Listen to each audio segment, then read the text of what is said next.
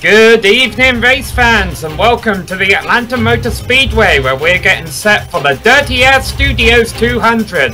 This is the second round of the 2018 AdPro 360 Challenger Series, and you're going to get to see all of the action unfold live here on the Global SimRacing Channel. Hi everyone, I'm Samuel Ryman, and alongside me in the booth is Sean Ambrose. Behind the scenes we have our director Joe Peak doing all of our button pushing, and Dougie Beard has provided us with our cameras. Tonight's race is sponsored by Dirty Air Studios, an iRacing media production company which provides top-of-the-line professional videos, graphics, pictures and paints for all things sim racing. Visit them at facebook.com/dirtyairstudios.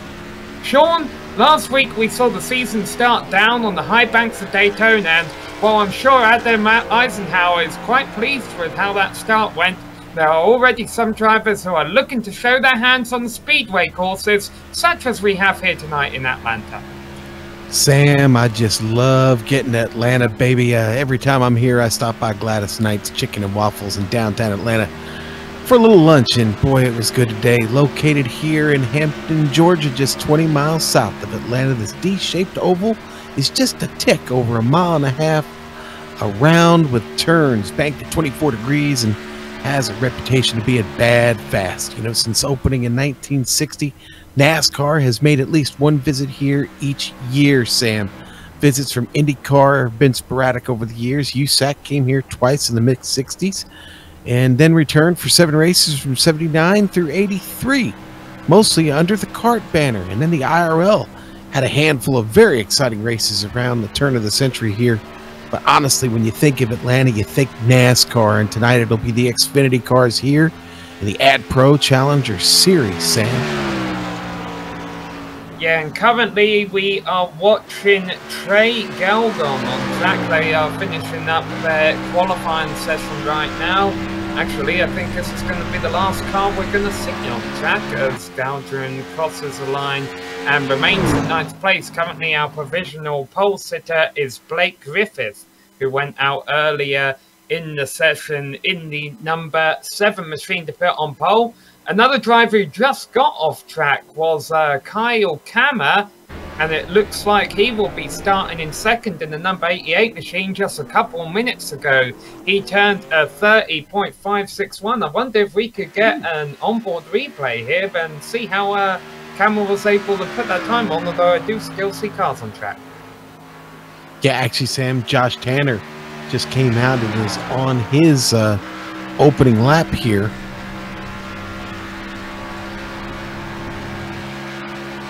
Actually got Eisenhower, and Eisenhower actually okay, so Eisenhower went out first. He gets his first lap in. Yeah, this is Jason Eisenhower, not last week's winner, Adam Eisenhower. Now, of course, the fact that Adam Eisenhower won last week at Daytona, and that's the only race we've had so far this season, it means Adam Eisenhower is coming in as the championship leader, Sean. And of course, the big thing about that win is it's locked in one of those 12 positions into the playoffs at the end of the season. It absolutely has, and that's a good point there, Sam. Early on, claiming one of those spots in the ever-important playoff, which will occur later this season. There's Jason on track here, looking for one better. Actually, he's got both of his laps in. Maybe this is the last lap here. Yeah, well, what they do in qualifying, they go out in inverse order of where they practiced. So we're at the tail end of qualifying. We just had the drivers who were fastest in practice go out on track, Kyle Kammer and Trey Galgon, and they both put it in the top 10. The drivers on track right now, I've got to be honest, I wasn't sure if they'd let them turn the qualifying lap in because they didn't show up for practice. But turns out that they did tack him on at the end of the session there, and Josh Tanner actually moved. Well, no, Josh Tanner didn't really put in the competitive time. Blake Griffith, there you see his number 7 pit board there. That's the blue pit board. He is on pole position with a 30.548.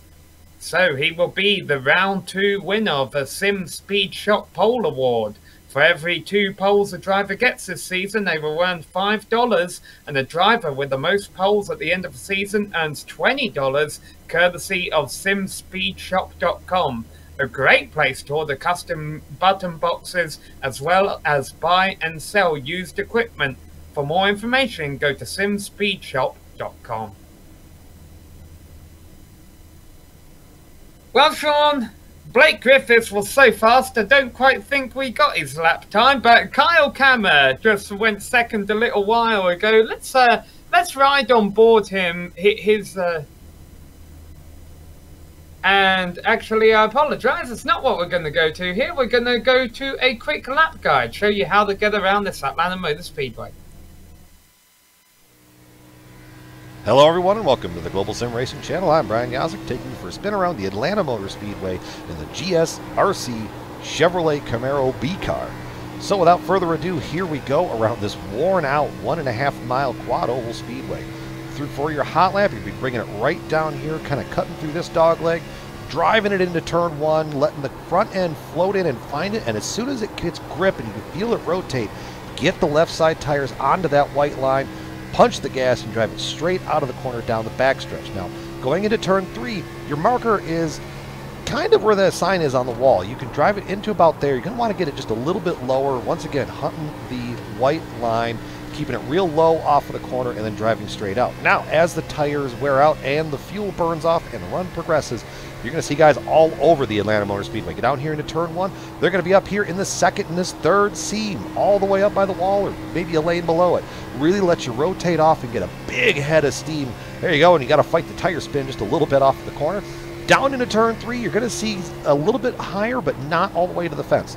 So you're going to kind of straddle this seam right here in the middle of 3 and 4, drive it straight out of the corner, let it float out to the wall, bring it back down the front stretch and across the line, and that is going to complete our guide around the Atlanta Motor Speedway. I'm Brian Yazik. Enjoy the show.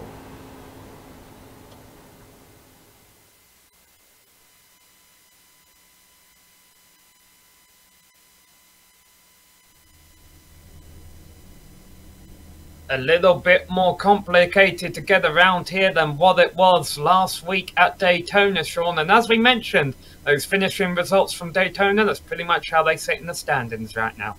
Win and you're in, as long as you're in the top 30 in points. Race winners this year shown in green on the overlay. Points on the overlay equal relative to 12th place, the bubbles position. Only the B car, the guys that have dedicated themselves to the B car, the Xfinity car, drivers score points. And well, as you said before, it's Adam Eisenhower there on top.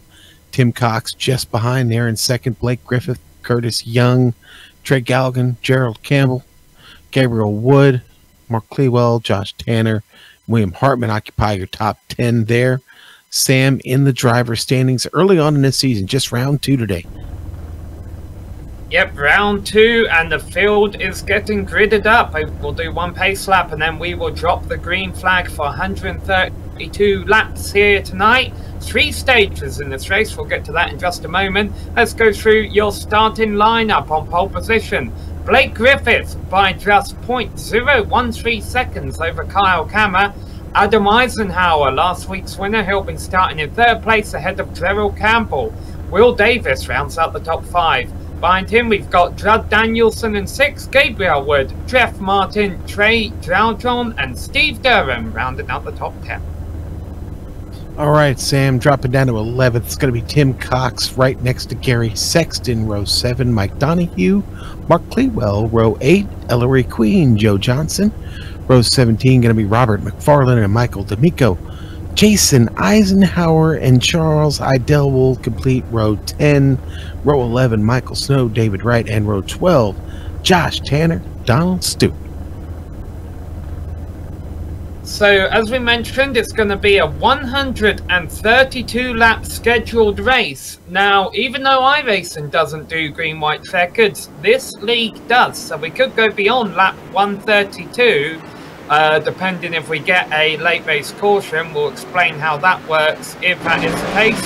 3 stages this race. First stage is going to be 33 laps. Second stage, another 33 laps, and then they'll do 66 laps to end the race.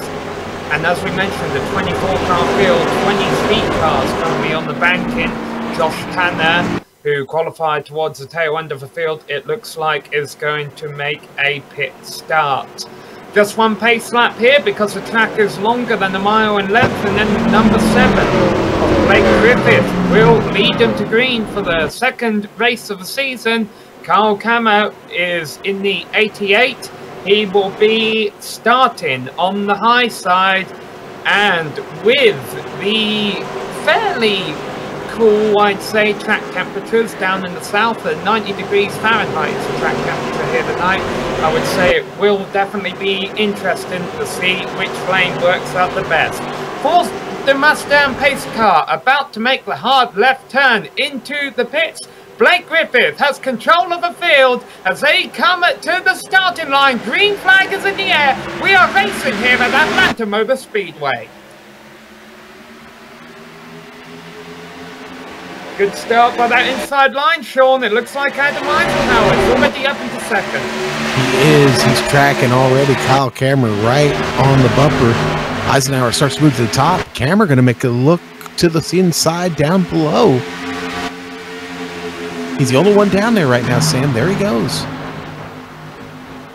Yeah, Blake Griffith has got a nice jump on the field already, and I'm wondering, Sean, sometimes I get a bit concerned with oval racing when a driver gets a good jump on the field like this if they're burning out their tyres too much. But with that stage ending at lap 33, I wonder if these drivers can afford to go all out for this first stage.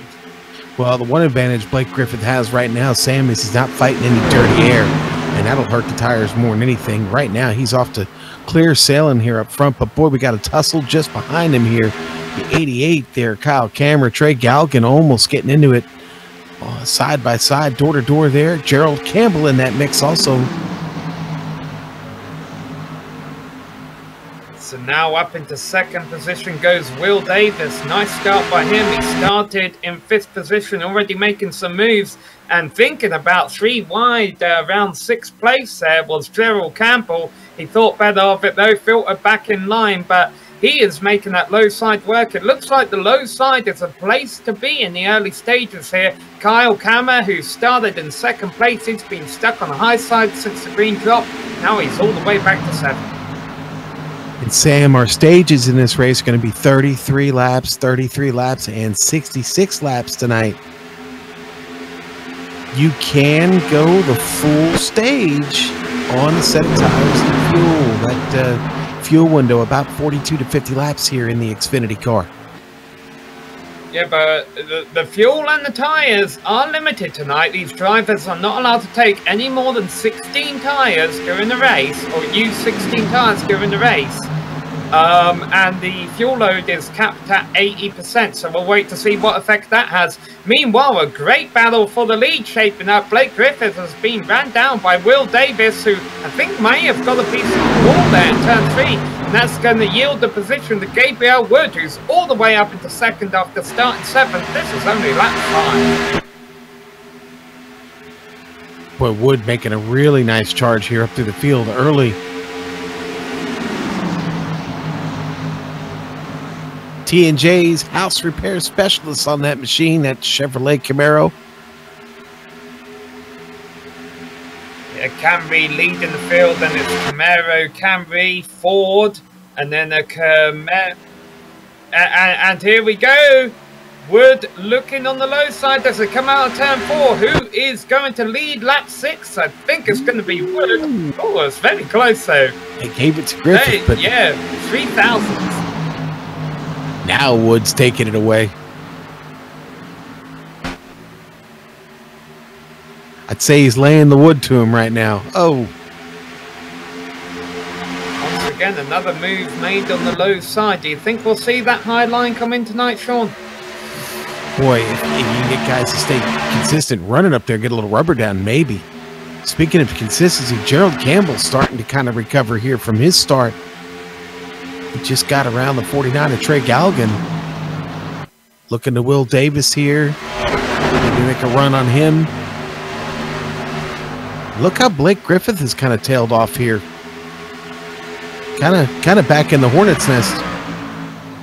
Yeah, I think Trey Galgan got a little piece of a wall coming out of turn 2 there.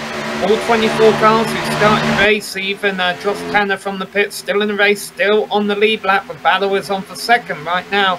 Will Davis on the 11, looking inside of Blake Griffith as we start lap number 9.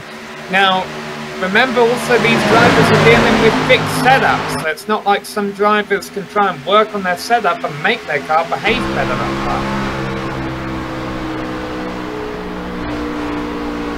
On board with Campbell here, Sam. Getting a first-hand look at what it's like to sit down there in the rocking chair. think it's a little bit more exhilarating than the rocking chair there, Sean, but boy, Griffith rocking backwards. He's down the fourth, may even lose that to Jake Caljon. I wonder if he did burn off his tyres in those opening laps. Yeah, he might have got out of the box a little too hard there, and is paying for it now, but still got good enough pace to stay in the draft here. And that is an issue here in Atlanta. You want to a little bit of drafting will help you here. The track is just big enough to where it does yield a little bit of benefit.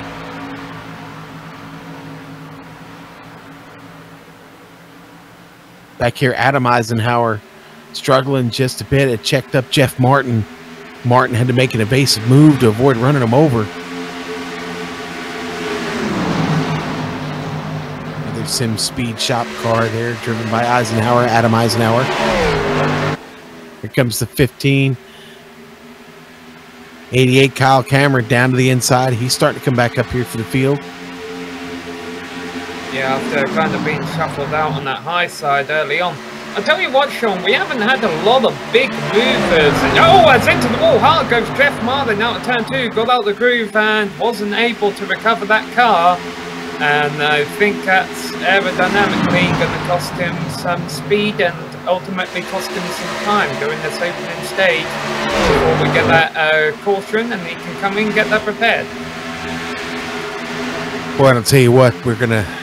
I'm afraid Josh Tanner is going to be in the way here soon as the leaders come around the track onto the back stretch.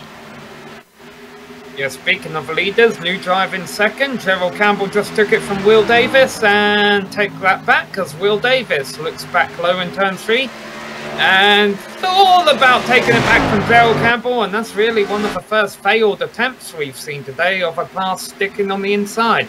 Wonder if tyre wear has something to do with that. Boy, it's Sam, I was just about to say, Will's car looking a little tight down there on the bottom. And that is a sign of maybe a little bit of wear. I mean, we've been going hard here for 13 laps. These tires give up after about 20. One of the drivers I mentioned, not a whole lot of huge movers in the field so far, but one of the drivers who's been going the right direction is running in 4th position right now. Trey Jaljon just got that from Blake Griffith. Now he's thinking about 3rd on Will Davis. So number 49 car started 9th all the way up to 3rd. Or maybe not. Will Davis coming around the outside here up top. That's that top line you talked about, Sam, the ability to make passes. He's able to get around Trey Galgan. I certainly think the deeper we get into a tire run, the guys that can work up top there, make some aggressive moves from that position will be the ones that make their way to the front and could be contenders here for the win tonight. The way this is shaping up, this looks like this could be a tire war.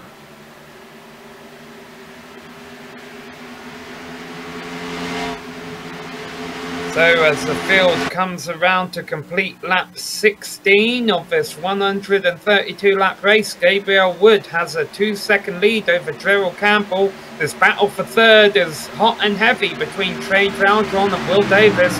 That's not going to be helping their tyres any.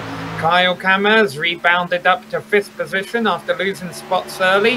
Now pole sitter Blake Griffith running in 6th ahead of Gary Sexton, who's moved up 5 spots in the opening stages. Tight race going on for 8th place right now between Adam Eisenhower and Steve Durham. And then rounding out the top 10 is Mark Clewell. Yeah, and Clewell is in a pretty good battle with Judd Danielson.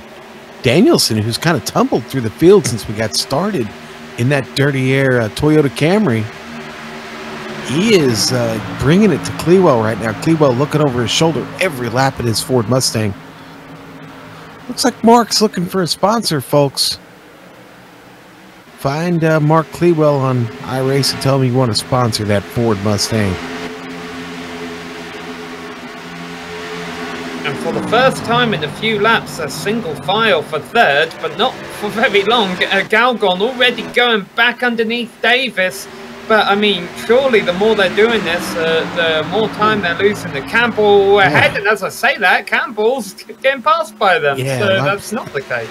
The run they got off of 4 to come through the trial, Campbell was a sitting duck there. Luckily, nobody got run over. Everybody survived, Sam.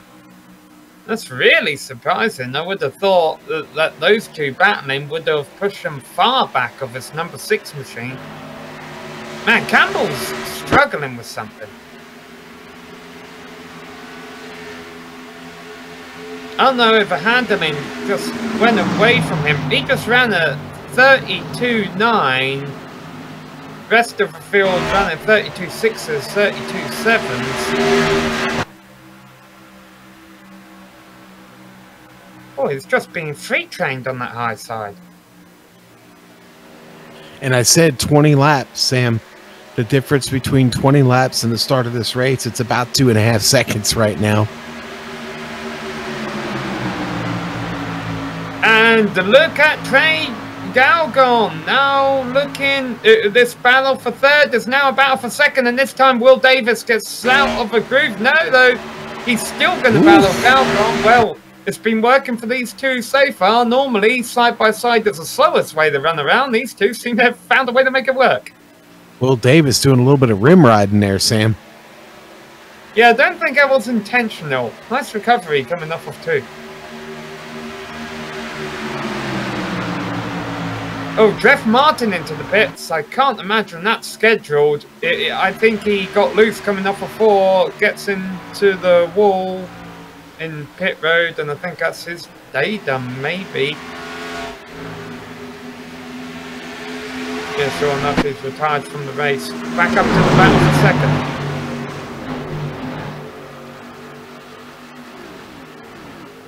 Good battle here for second. Can Will Davis get it done down there on the bottom? He was better up top.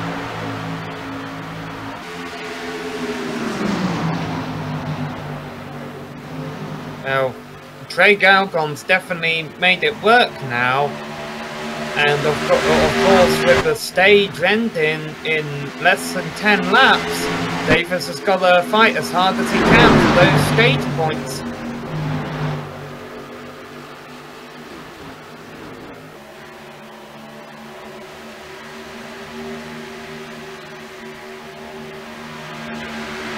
There's 16 races in the regular season before a 7-race championship shootout at the end of the year. Meanwhile, seeing Clewell make a charge through the field, Sean. Yeah, Clewell starting to move here just a bit. A lot of good battles here. Gary Sexton just got around Blake Griffith, who continues to tumble through the field. This happening right in front of Mark Clewell. Oh, and then they're still battling up in front of them. Gerald Campbell, Will Davis still at it as they went through the trial. Well, there they were side by side. Gerald had to think better, but he got out of the gas. Now he tries to cross over Will Davis here in the turn out of 2. Yeah, Will Davis is slowly starting to drop back now.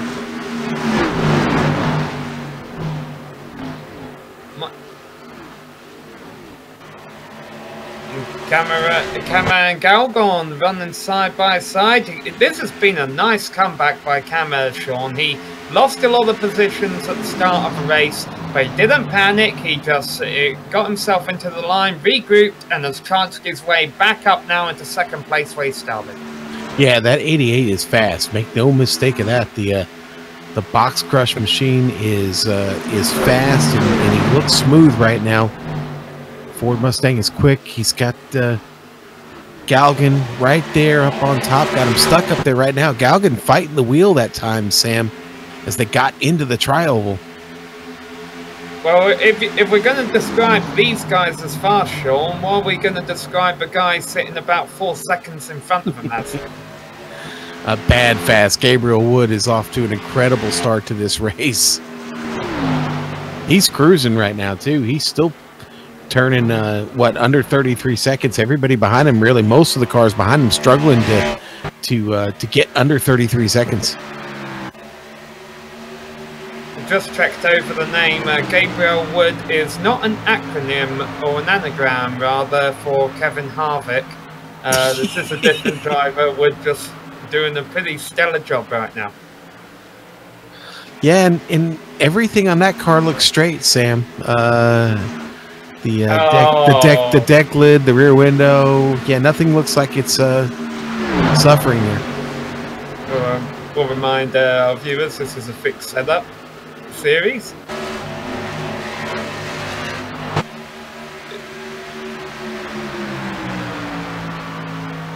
Man, Davis now all the way back down to 8th place. Yeah. I think his tires are starting to struggle just a bit here. Almost 30 laps into this run. I mean, we're racing for the stage here right now, Sam. The stage is at stake. The good news for Davis is that he's got 2 pretty significant margins behind him.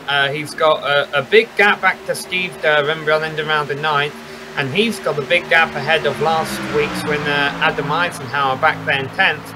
And then even Eisenhower right now will get points at the end of the stage. He's over 1.5 seconds ahead of Judd Danielson, who's on the outside looking in for stage points right now, running in 11th. Man, Clewell is making this car work. He just gets another spot, gets around. Who did he get around? Blake Griffin there. He hasn't got around him yet. Yeah, here we go. That 90-degree track temperature, Sean, I wonder if that's contributing to the good side-by-side racing we're seeing here tonight. Oh, absolutely. The fact that it's partly cloudy, about 90, 91 degrees. Yeah, Sam, this is a great condition for some side-by-side racing here at Hotlanta. Got to be impressed with what Clewell's been able to do on these old tires. Another driver that's done well has been Gary Sexton. Oh, is that Kyle? Did I hear someone pitting? No, it's lap 31 of 33, so pit road has just closed. Oh, that's what it was. I'm sorry. Because we're coming to the end of the stage. That's a rule they make. And Jason Eisenhower, I think, has had been in the wall because he's very slow on the back straight. We'll stay green, though. He's still got a point in the right direction, but that lost him a lap. Fortunately, it came at the end of the stage, or towards the end of the stage. So hopefully he should be able to get that fixed in the pits under yellow. Oh, here we go. 1 lap, Sam, till the end of the stage. And Gabriel Wood right behind Josh Tanner here. I think Josh is going to avoid getting lapped here. Oh, Josh is trouble. Hey, that's going to bring out the caution anyway. Wow, that was a heart-stopping moment for Gabriel Wood. Oof. A heart-stopping moment for me, man.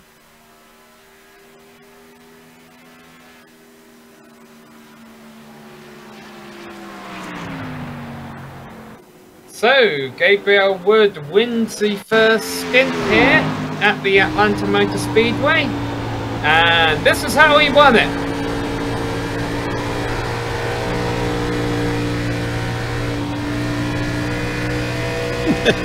It's nice. I assume it makes your job a little easier, Sean, when there's no other cars in your windshield. There's just that one car swerving around that you have to worry about. Right, no fuss, no muss. I mean, no muss, no fuss. I don't know, how do they say that anyway?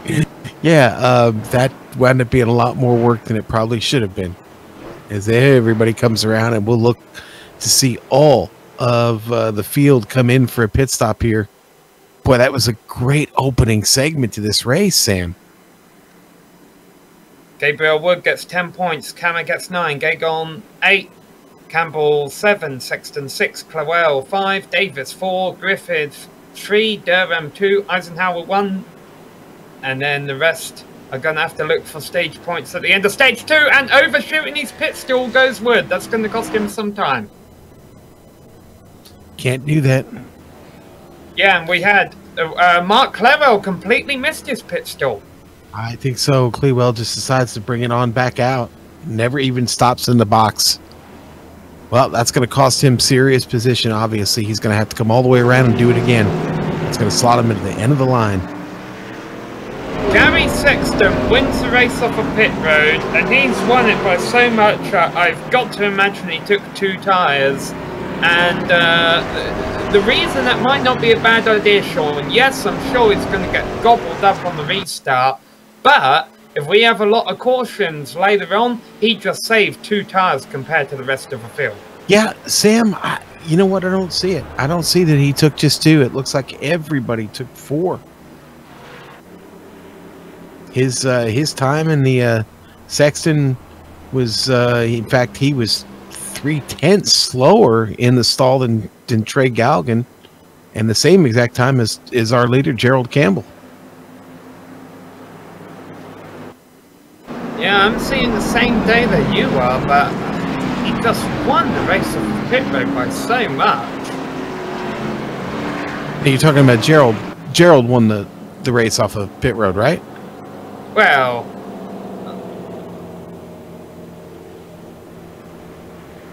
oh yeah, I apologize. I was watching Gary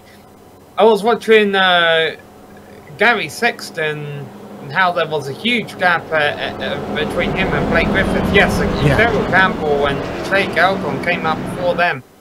And Sexton did have a perfect stop. I mean, he got into his box perfectly, got out, and is able to pick up all those spots. He gets around a lot of the guys. I mean, obviously, Gabriel Wood, the trouble he had, that long stop cost him tremendously, dropping him back into the middle of the hornet's nest here. He'll restart on the outside in 6th.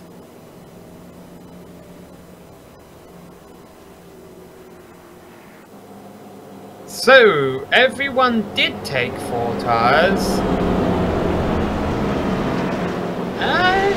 I almost wonder if 2 tyres, though, Sean, wouldn't have been a bad call to make this early on in the race, if there's going to be a lot of cautions later. Yeah, you know what, though? Boy, with the way things have started, I don't know if I'm gambling on a lot of cautions later. I'd say I'm going to go with the opinion of you got 1 stage in under your belt clean. Everybody around you took 4 tyres. Don't be the guy caught out there. I mean, listen, Sam, if we go 33 more laps under green, then 2 tyres, a 2-tire strategy, I don't know if that's going to pay up for you at all here at the end of the first stage. So I like the call so far to go with 4 tyres. Now, I could be wrong, but nobody tried to, so nobody will be able to prove me wrong today anyway. Well, there's definitely a few drivers in the field who did not get ideal pit stops, who are going to be worth keeping an eye on this second stage that will end in less than 30 laps. The green and white checkered flag will wave at the end of his second stint on lap number 66. We're about to restart on the completion of lap 37 with 21 cars on the lead lap. The notable drivers we mentioned this broadcast restarting towards the back are Kyle Kammer, Mark Lowell. We saw his issues there in the pits. We'll wait and see how high they can move their way up through the field as Trevor Campbell leads them back to the green.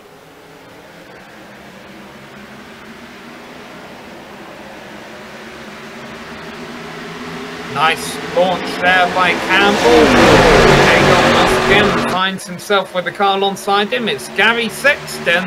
Well, I mistakenly think he won the race of the pit road. He didn't, but he's aiming for that position. Although, boy, Gagon making an aggressive move down the back straight. Yeah, the 49, you know what, he was strong in that first stint, still strong. That Ford Mustang moving, trying to bring the Toyota Camry at Gary Sexton along with him. Ooh, watch out, here comes the double hot back through the field. Gabriel Wood. Campbell with a huge lead over this pack. Guigon in second, Sexton in third. Wood moves up to fourth ahead of Adam Eisenhower. Eisenhower, another driver who gained a few spots during that round of pit stops. Our pulsar there, Blake Griffith, still holding strong in sixth position. Oof. And Gabriel Wood is smoking right now. Getting up with Gary Sexton here, going into one. Boy, he passes him clean and quick. Trey Galgan looking over the shoulder now. You can see him in the mirror. That black 00 in the third, looking for more here.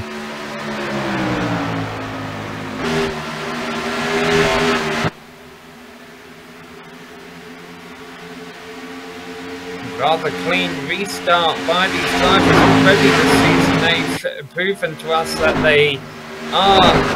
they're very good at being able to have some great racing out there without that many incidents. Although looking at nice race on back, and they're running 3 wide, you have to hope I haven't just jinxed them here.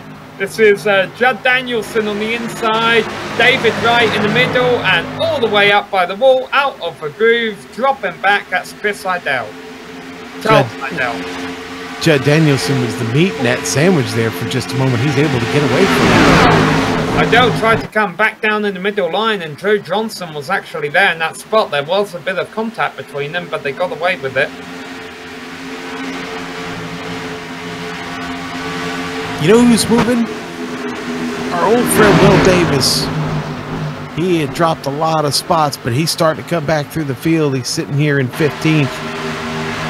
Oh, almost has a close moment there with Donald Stewart, the 78. But Davis trying to get to the 18 of Joe Johnson. Johnson in his way. Oh, boy. Donald Stewart made a little bit of contact that time. Stewart does a really, really good job of backing off when he needed to, though.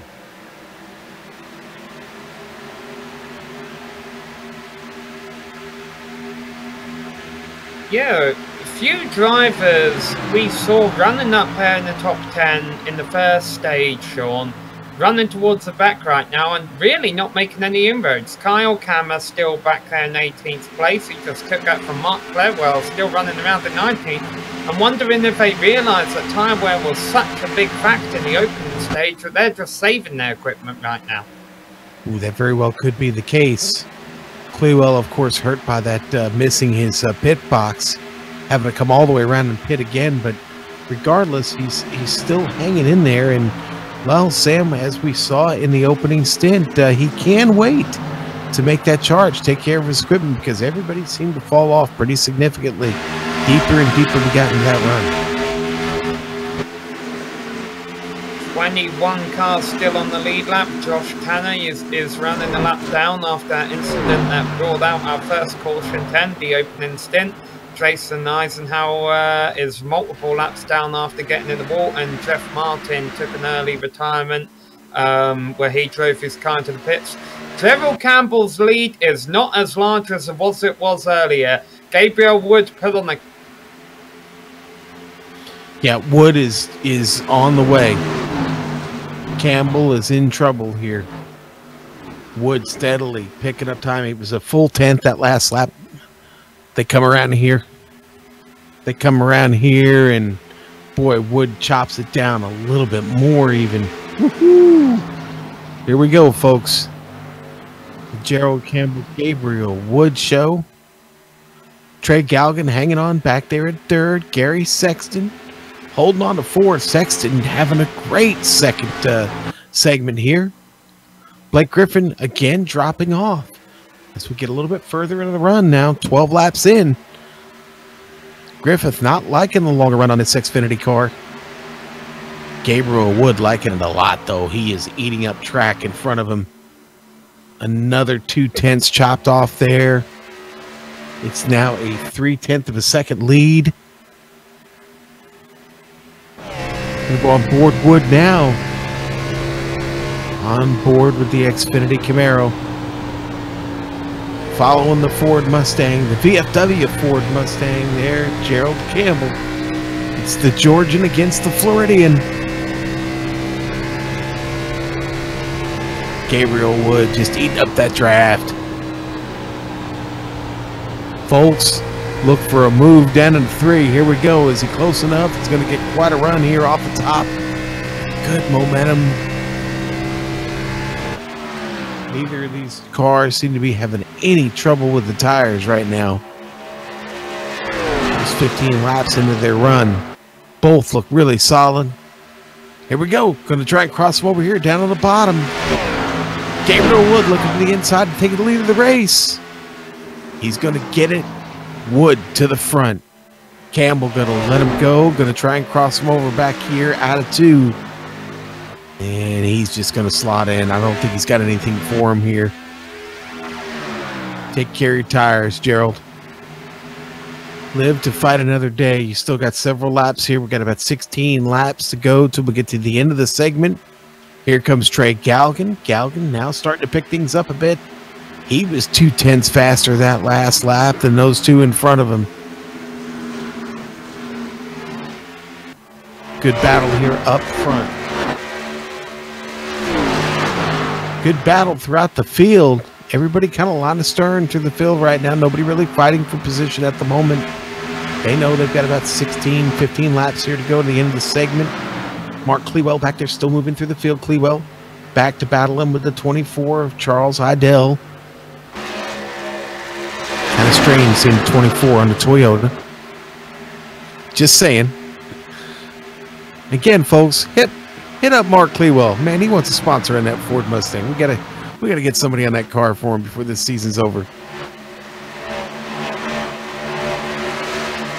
Battle just behind Clewell there, and it's the 79. It's Ellery Queen. First time we've got to talk about him tonight. Ellery Queen getting by Charles Idell. Now Robert McFarland trying to set up Idell. Just up in front of them, Kyle Cameron battling with the 42 of David Wright.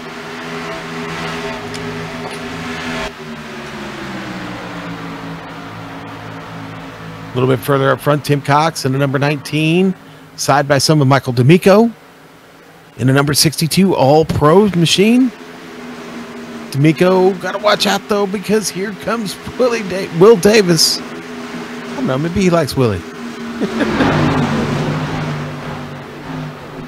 Sam having some tactical difficulties. The Gremlins are eating at him right now, but that's all right. Still watching this battle. Will Davis goes down to the inside. Oh, right under Tim Cox. Davis gets the position. Davis continues to pick up positive ground here. Gets to the front of this pack. Tim Cox looked like he was going to fight back there, but he backs off. A lot of jockeying for position back here. Okay, battle in the 14th. It's Cameron Stewart there. Cameron, the 88, down low. Stewart in that 78. The Stewart and Hovis construction machine. Ooh, the 18 almost making contact with Michael D'Amico there. Joe Johnson had a chance to turn him. He didn't. Good job by Joe.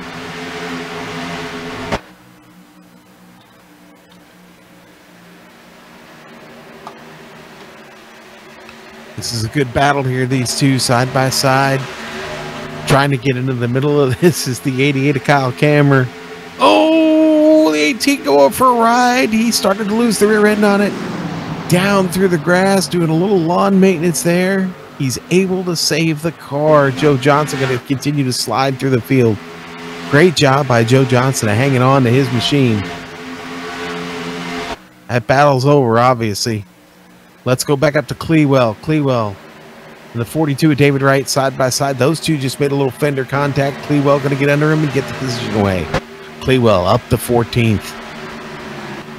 Another car in the grass. Oh boy, Ellery Queen in the grass. Same thing. Same thing for Ellery Queen. Let's get an onboard shot here. Coming off of turn 4. It's all trouble. Tires are starting to go away.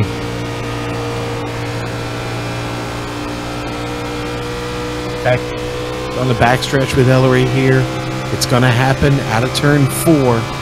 Did get through the turn okay, but what's happening is these tires are really getting slick, starting to blister a little bit. He comes out of 4, and then the rear end just going to start to step out on him, and all he can do is try and save it in the grass. He does a great job of keeping it down there, out of the line, and back up on track smoothly enough to stay out of the wall and on the track. Ellery Queen surviving a scary one. It's funny, I came back on screen to Michael Snow, and he was doing the same thing out of the turn. A lot of these cars starting to look a little evil in the rear end.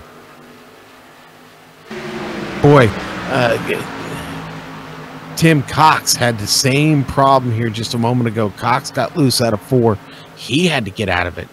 Trey Galgan gets around Gerald Campbell up front. We've got positions going down here. Galgan gets around Gerald Campbell. First time Campbell's been passed in this segment. Well, the first time he's been passed since Gabriel Wood got around him, and Wood back up to his old tricks again. Wood a full 1.3 seconds ahead of Trey Galgan right now. 6 laps to go in the segment.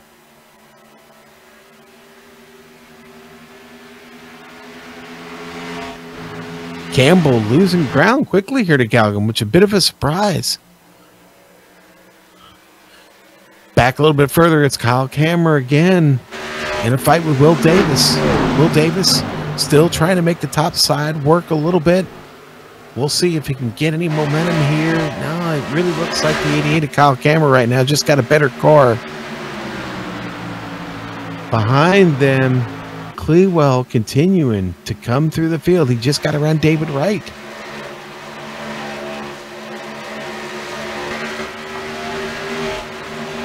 Clewell marching back up through the field a second time here.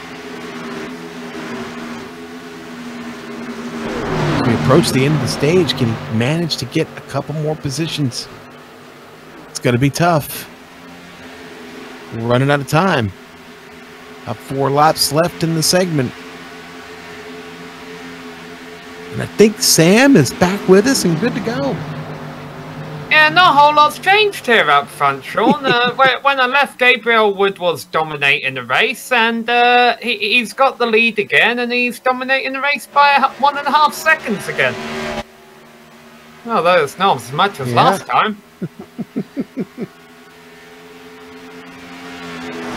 Nice to see some drivers such as Judd Danielson, who were on the outside looking in at the start of the first stage, who's managed to break his way up into 7th place. He'll be able to score some points in a few laps here.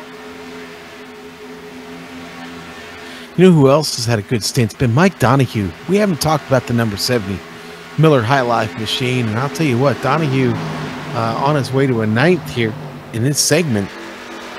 Well, I don't know how long he'll hold on to that, Sean. Kyle Kammer, remember, one of the drivers who restarted at the back.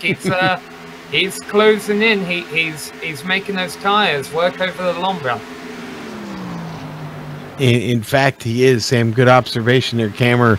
A lot quicker that last lap, but I don't know if he's going to have enough time here. We'll see. 2.5 laps. It's looking good to me. Race control has come on and told us that pit road is now closed.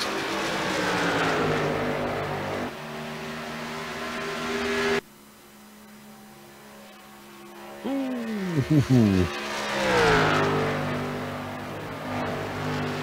Yeah, things were getting close there on track as Kyle Kammer going underneath Mike Donahue now for 9th place. Donahue's got a slide from David Wright. Man, these tyres going off at the end of this stage.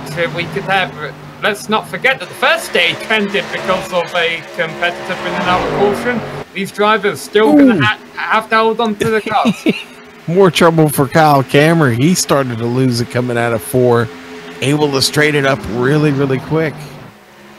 It's like Donahue not going to be able to get by him here.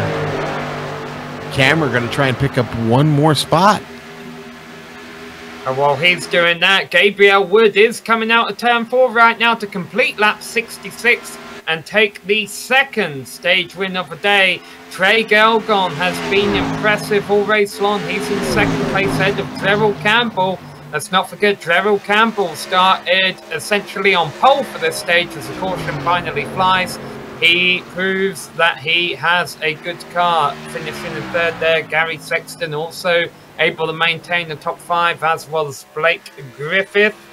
6th position, Steve Durham ahead of Judd Danielson, getting some points in that number 17 machine.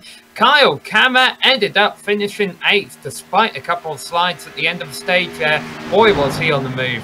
Daytona winner Adam Eisenhower in 9th position, giving him some more points I guess he doesn't need now that he's locked into the championship shootout at the end of the year anyway with that win at Daytona, and Mike Donohue rounding out that top 10.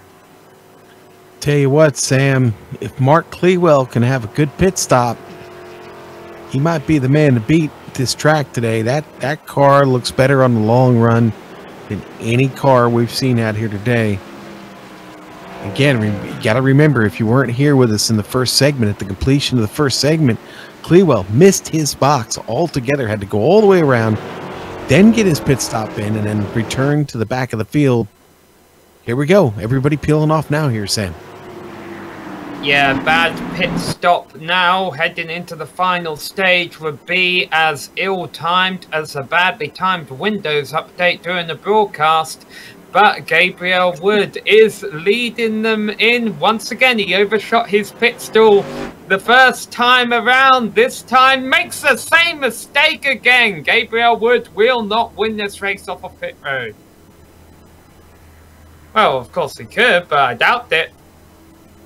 Everyone getting their work done right now. Blake Griffith with that desired first pit stall, Sean. Clewell struggled in his box also. Had to back up and then had to adjust one more time. He's going to basically get out of the pits right about where he came in. Going to actually lose a couple of spots. At least Clewell made his pit stall this time. But Blake Griffith did use that desired, that advantageous first pit stall there for taking pole to win the race off of pit road ahead of Trey Galgon, who has pretty much just been second all race long. Hasn't been able to get that band lead yet. Alright, well, we're going to take a quick break here on the Global SimRacing Channel. We will be back for the restart and the final stage.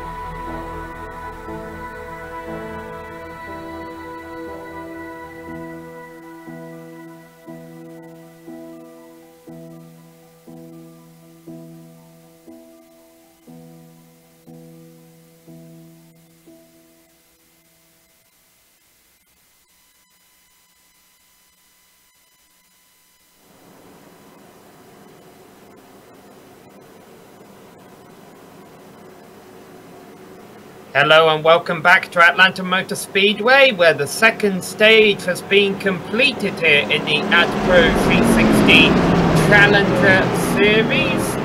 Tonight's race being made possible by Dirty Air Studios. This is a Dirty Air Studios 200, an iRacing media production company which provides top-of-the-line professional videos, graphics, pictures and paints for all things sim racing. Be sure to visit them on Facebook at facebook.com/Dirty Air Studios. Unfortunately, the only time you don't want Dirty Air, Sean, is when you're out there on the racetrack. Blake Griffith doesn't have that right now because he made a nice pit stop once again. Some other drivers didn't. They're going to have their work cut out for them as we go back to green. Yeah, let's see if he can hold on to that up there. So pace car is off. Blake Griffith has control of the field, gets a nice start. Remember, he was our pole sitter though. He did this at the start of the race. He got too much of a lead in the opening stages. He ended up dropping back to around 6th place in that first stage. Once again, other big names so far this race having bad pit stops that time by. The number 88 overshot his pit stall, Kyle Kemmer. And also there was a drive-through for Judd Danielson, who picked up stage points in stage 2. He drove through too many pit stalls, exiting pit road. That's a killer. Can't afford those types of mistakes. No, you can not. And a good battle going on for 2nd place. Or there was. Durham got tight off of 2. And here they go, 3 wide. Boy, Galgan was really going to try it, wasn't he? You keep seeing the same names rise to the top here, Sean. These are drivers who not only have been taking care of their tyres and racing fast, but having good pit stops too, and you see it working out for them. Gary Sexton in 2nd, Gerald Campbell in 3rd, Trey Galgon in 6th place as the battle was on for 4th, and who can forget this guy, Gabriel Wood. Mind you, he hasn't been getting those pit stops now yet.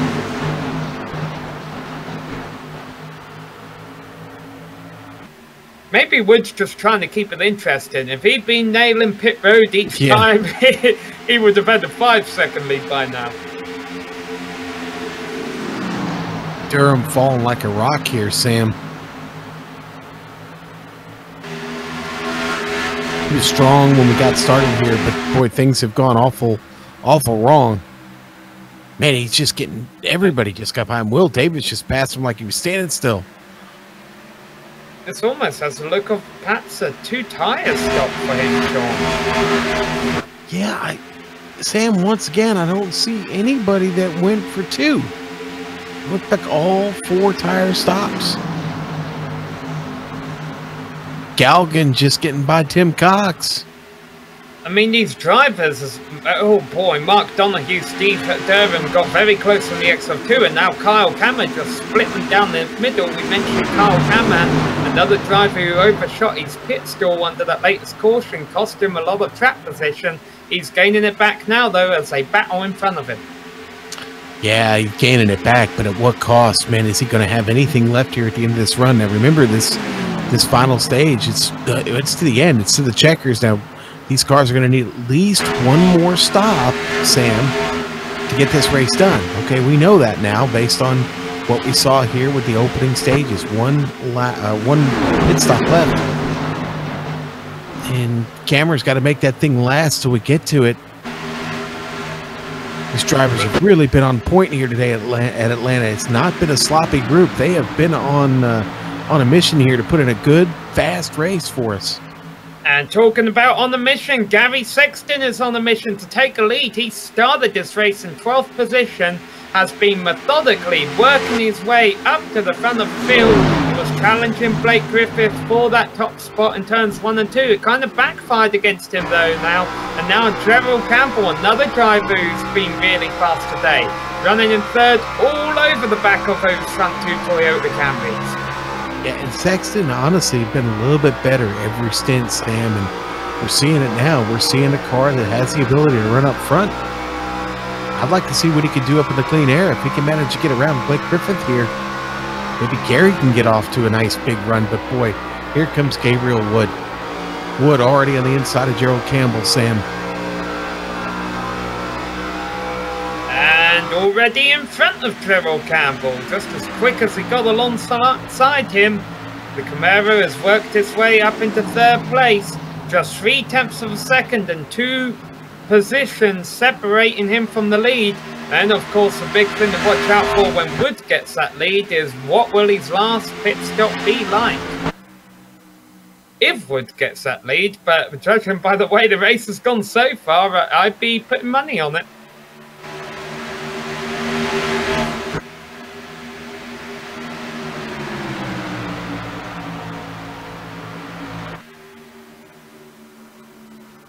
Boy, these guys real steady up front. A lot of patience up here. Even back through the field right now, let's go back to Joe Johnson. The battle for 13th is intense.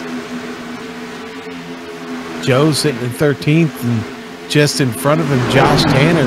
Tanner, who has found himself at the back of this field, almost a lap down at the end of the first segment. Tanner now up 11 spots in 12th. Well, he did go a lap down. Remember, he put his car in the wall, and it was all a bit self-induced for him to be back in the first place. Took a pit start at the start of a race, and that's what led to him being on the tail end of the lead lap. Felt the pressure from the leaders behind, made a mistake, and brought out the caution to end the first stage. But as you mentioned, right now, Sean, he's running in the thick of things. Just behind him, Mark Clewell. Don't forget about him, the 65 already coming up a few spots here since the pit stop. Not a great pit stop. Certainly not as bad as the first one. But it's put him in a position here where he's got to work again. Finn's finally starting to heat up at the tail end of the top 10. 7th, 8th and 9th on top of each other. Adam Eisenhower, Donald Stewart and Will Davis. Also a side-by-side battle for 10th as Kyle Kammer breaks his way back into the top 10, making a move on the Miller machine and Mike Donoghue. Ooh, and just up in front of them, Donald Stewart making a move on Adam Eisenhower, crossed him over, went to the bottom, and Will Davis came with him. Yeah, I don't know if Will Davis knows what it's like to run around here without another car beside him. Well, Will better get busy because he just got left by these two.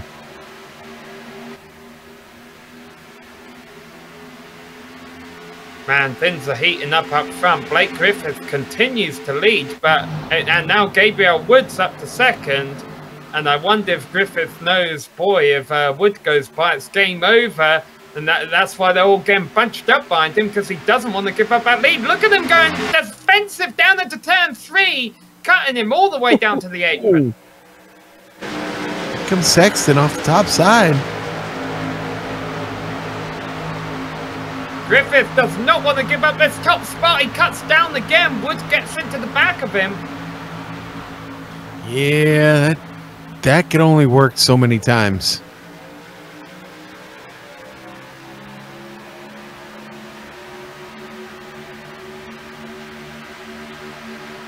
Here we go, down the turn 3, Wood looking to the inside. He's got the track position on Griffith here. Griffith will be hoping he gets a nice run out of turn 4. It's not going to work for him. Looks like Wood is going to retake that top spot. Mike Donoghue spinning out of turn 4.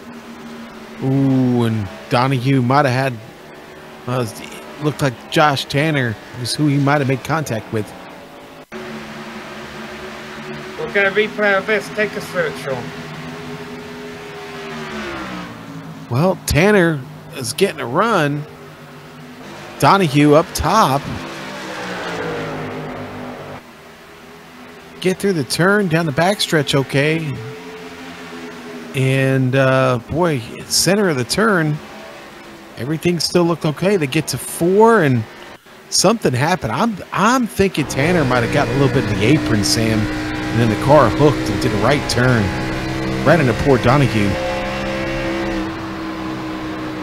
On board with Donoghue here. You'll see out of turn 4. The car's just going to turn right on him. I honestly think that Tanner got a little bit of the apron down there, Sam, and that caused that car to push straight up the track. That destroys Donoghue's car. Doesn't do anything good for Tanner. We'll go on board with Tanner here and take a look.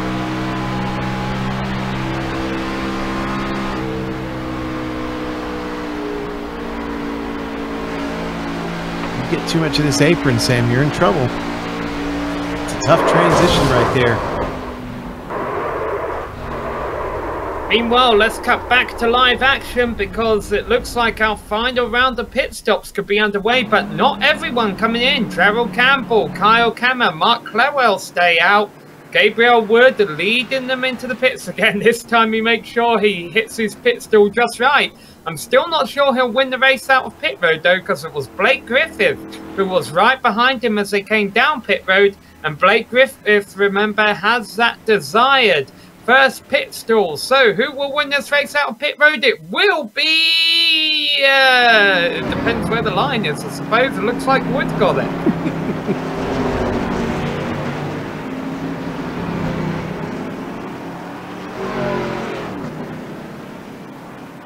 Griffith almost got it with that first pit stall, but Wood just beat him to it. What do you think about this decision to stay out on track, Coach Sean? I mean, can these drivers who just pit in make it to the end on fuel? I've got to No. I'm sorry. Yes, the drivers that just made it, yes, they can. Again, the window for fuel, even with the 80%, Sam, still about 42 to 50 laps. I witnessed that in practice, so I'm feeling pretty good about that number. I would say that being the case, your guys that just pit now, the question is, can they really make their tires hold out that long? I think the time difference is really going to kill them. Now, the guys that didn't pit, obviously, they're going to need another stop. Now, do they wait until a possible caution? Do they just run it as deep into the race as they can? Those will be the strategies that'll be in play here.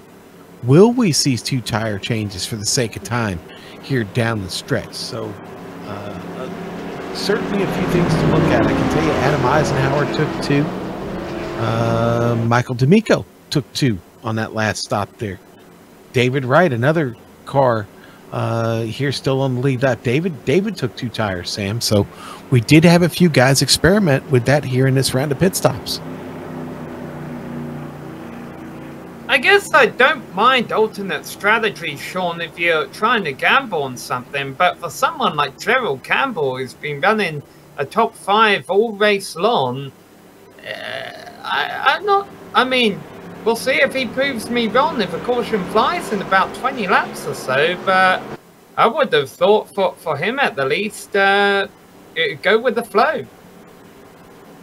Well, and that's what they're hoping for, Sam, is to get another caution flag up against their fuel window, which would be the greatest thing for them to happen. So if they have to come in at green, that's going to put them behind the 8 ball quite a bit. So we'll see here. I believe the lights are out. We're ready to go green here at Atlanta. Everybody rolling through 1, Sam, and getting ready to kick this race back off.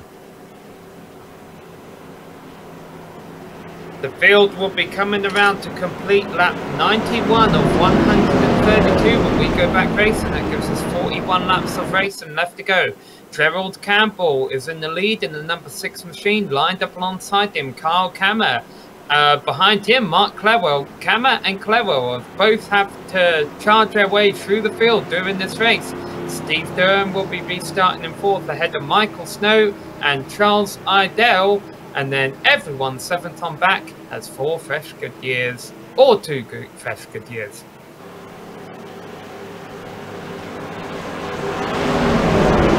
Got Mark Clewell up front on older tires, yes, but let's see what he can do now.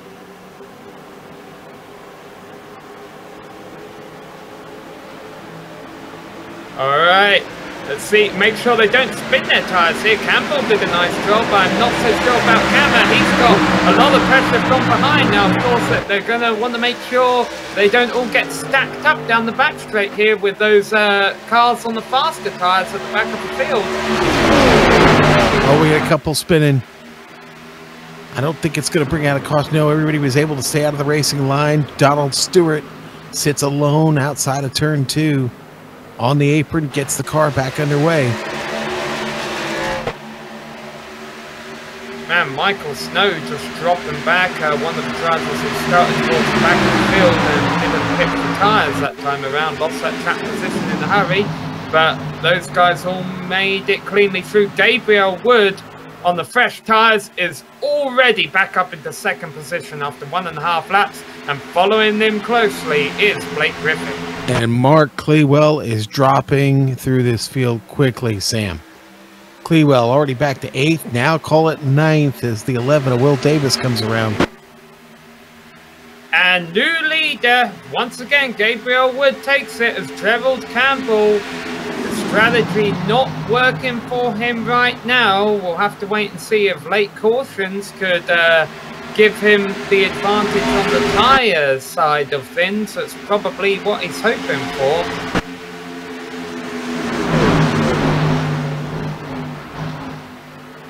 Boy, I rather liked that strategy there between that Camber and Clewell had about staying out.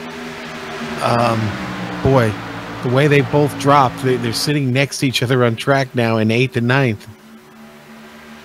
Steve Durham right there with them also.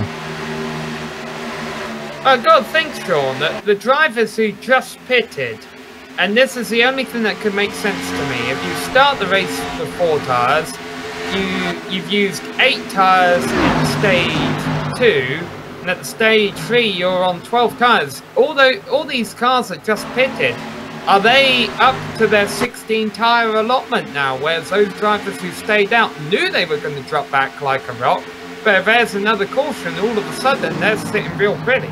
No, they should have 1 set left. If I doing the math, math is something we try not to delve into here at GSRC. Yeah, I think that's the problem we're having here. But no, they should have 1 full set left after that last stop.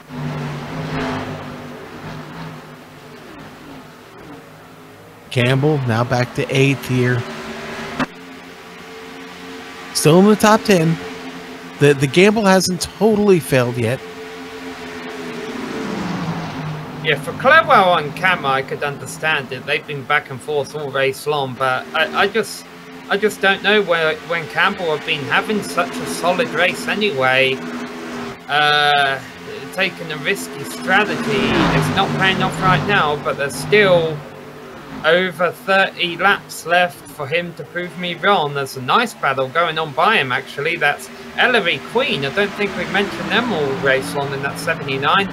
Trying to make 2 moves stick at once, passing these older tyre cars on the high side.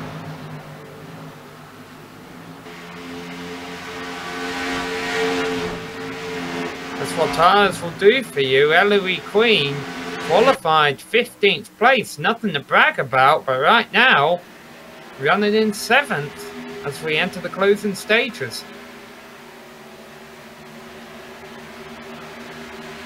Ellery in that number 79 Toyota Camry, the Impact, ImpactMyBiz.com machine.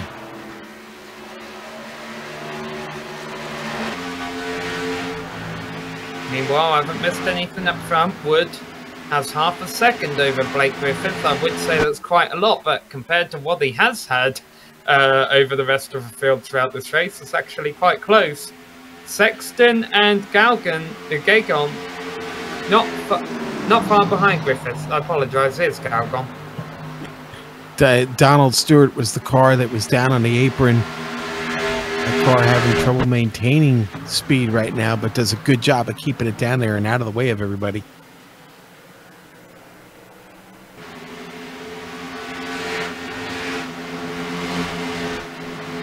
Tim Cox just completing a pass on Campbell to get himself in a 10th.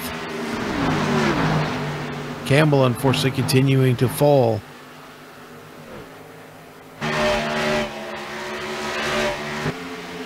Ooh, Cammer now under threat. Cammer going to lose his position to Tim Cox. Watch out. Here comes Tim Cox. He seems to have turned up the wicks in.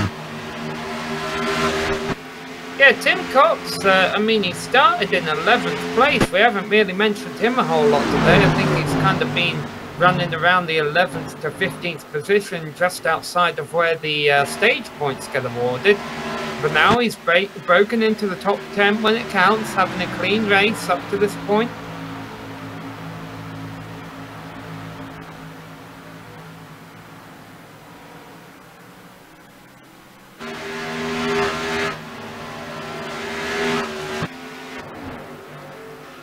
Man, Gabriel Wood just putting a whipping on everybody. That, well, okay, is it any great surprise that the guy from Georgia is good at Atlanta? I mean, I don't know. It's Eisenhower in trouble, going through the grass, slows it down before he comes back up on track. Man, Eisenhower on Mr. Toad's wild ride here. Let's get a replay of it.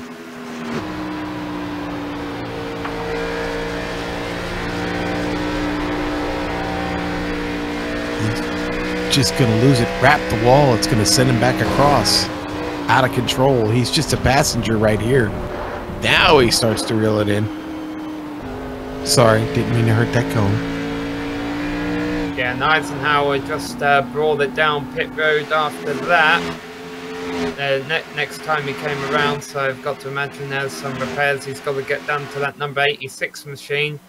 Meanwhile, the battle for second, it's not much of a battle, but it's tightening up every single lap with Griffiths ahead of Sexton, ahead of Galgan. Yeah, and you know what? I'll tell you what, Griffith has got a little bit of damage on the left rear of that car, Sam. Could be affecting his aero just a bit. In fact, could be just bad enough that Gary Sexton puts his car in. Speaking of Gary, he's having his own trouble there. Here comes Trey Galgan to pass Gary. Yeah, I think Gary Sexton got a little bit of a wall coming off of turn 2 there. Now he's very loose going through 3 and 4. Had to back out the gas, and that's just going to allow Galgan to run away from him. Looks like he's starting to lose the handle on it just a little bit. But what I was going to say was, if someone could get their right front just up under the left rear there at 7, with that arrow being affected that way, just some dirty air might get that car turned around. Have to be careful. Galgan going down below here on board. And Griffith goes a little defensive there, Sam. They're about to work their way around Adam Eisenhower, the Daytona winner, not having such a great showing today, but he's already locked into the championship battle at the end of the season. Meanwhile, Michael Snow, one of the drivers who elected to stay out under the last caution, has brought it into the pits for his final caution. For his final stop. That strategy definitely not panning out.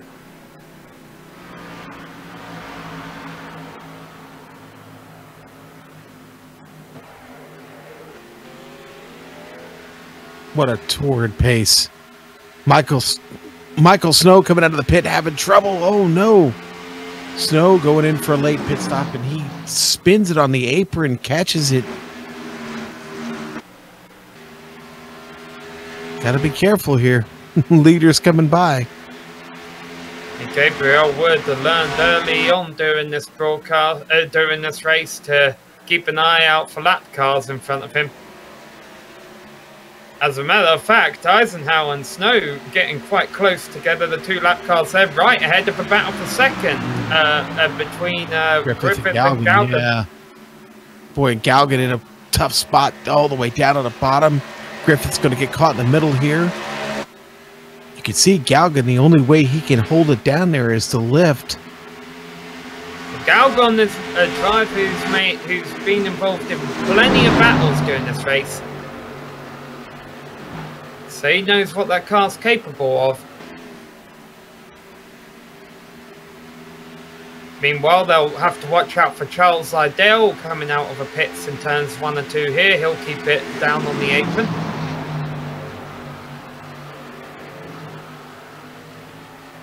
As these 2 battle, meanwhile, that would allow Gary Sexton to close in on him, but of course Sexton has to deal with all this lap traffic too.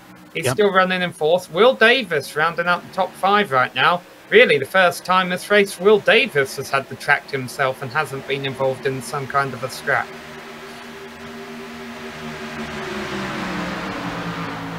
Galgan, I'll tell you what, he was right on the rear bumper there of Blake Griffith, and then he moved out to come around, and I swear what he did. Oh, and he hits him!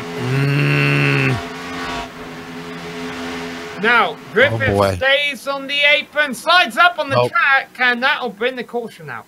He couldn't stop it. He couldn't stop it. Oh, now he gets whacked by Tim Cox. Now the day is definitely done for him now. Tim Cox, well, he's right front fender's puncher, but Griffith has engine damage. Wow. That's a shame. I noticed, Sean, this league has not been afraid to give out EOL, end of longest line penalties, when they've deemed that a driver caused an incident. I wonder if they'll give it to Galgan here.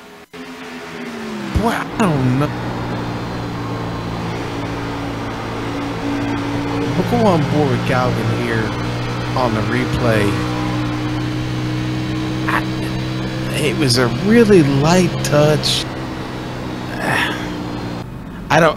It's so hard. I don't know if Griffith is a little out of the throttle right there because the car is pushing on him up to the wall. And maybe he's having a lift just a little bit. Maybe it's a little lift oversteer. It's so hard to tell, Sam. You'd had to been driving the car to tell us exactly what happened. But he has been penalized. He has. Wow. Hey, I've got no problem with someone being penalized as long as it's consistent. And boy, I'll tell you what, ever since we got started here with the AdPro Cup and Challenge Series a few weeks ago, Sam, it's been nothing but consistent. So they say that's the call. I'm going to say that's a good call. Now, what about a good call with a strategy? You see, all the leaders have stayed out, but all the drivers who didn't pit under the last caution, Gerald Campbell, Mark Clewell, Kyle Kemmer, they all just pitted for new tyres. They did. And we have a resident strategist working with us this evening, Sam. We haven't mentioned we've got somebody doing a little spotting for us this evening, and he liked the call to stay out. And said unless if he got a caution, his call wasn't good at all. And, well, his call's looking pretty good right now because, yeah, Clewell, Cammer, those guys are going to have fresh tires to restart this race. Joe Johnson, David Wright. You got to get to the front first, though. Yeah, I've got to imagine, Sean, that your maths was a little off here because I do think the leaders are out of tyres. There's no other reason why, in my opinion, it would make sense for them to stay out otherwise right now.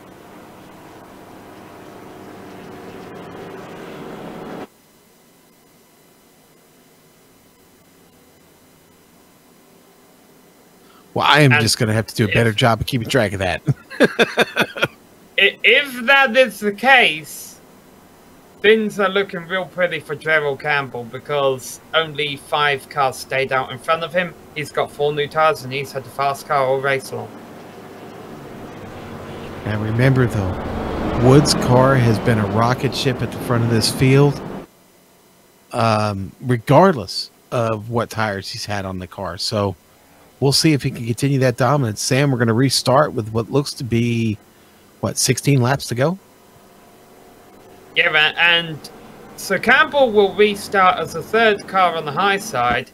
So his biggest problem, of course, was Gary Sexton and Judd Danielson will be restarting in front of him on the high side too. Well, there's 3 bad things right off the bat there as the pace car lights go off. The first bad thing is they're on old tyres. So the 2 cars in front of him could risk spinning their tyres and he'll get held up by that. The second bad thing is they're on the high side, and that's bad for 2 reasons. One is that the high side hasn't been getting as good starts as the inside line today.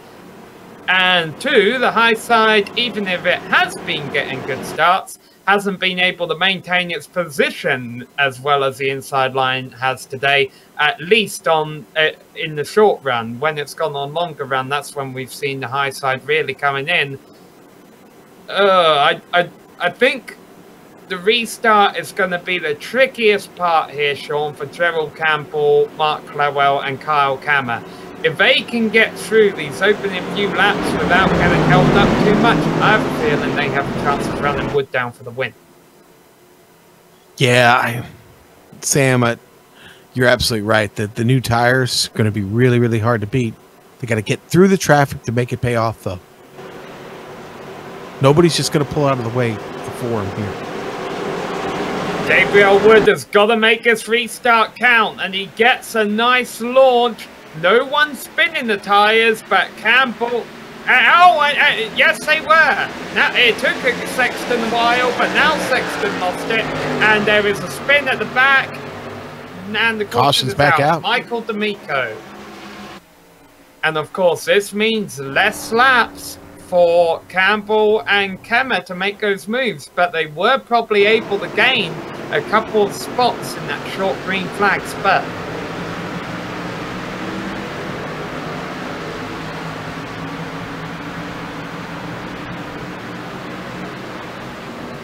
Pit road is starting to, the garage area is starting to fill up, Sean. Yeah, Sam, it certainly is.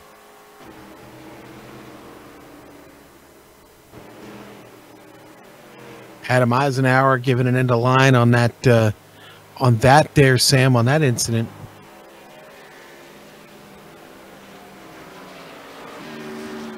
Now remember, we mentioned at the top of the broadcast, if we do get a caution in the closing laps here, this race will not finish under yellow. So normally right now on iRacing, we'd be saying, well, now these guys are racing to just 4 or 5 laps left to go. That might not necessarily be the case. And we haven't had to deal with it yet, Sam. But it's coming. On this... What do you see? I'm sorry, there were a couple of cars charging at the back of the field to get called up on the D Oval. There were almost a couple of rear-ending incidents taking place back there. Fortunately, that didn't happen. Go ahead, Sean. Yep, when we talked about this before the season got started, about the green-white checkered system that they wanted to employ, I honestly thought that our exposure to it would be somewhat limited. So far, it has been. We haven't seen it yet, so we're not quite sure how it's going to work, but we know they get one chance to do it, Sam, and it's just the top 10 that'll race it out under yellow. So we'll see. And you know what? The way this race has gone tonight, I wouldn't be shocked to see it finish under green. We've had a good one tonight, just as good as any of the other ones we've had so far. A lot of clean driving here from this group.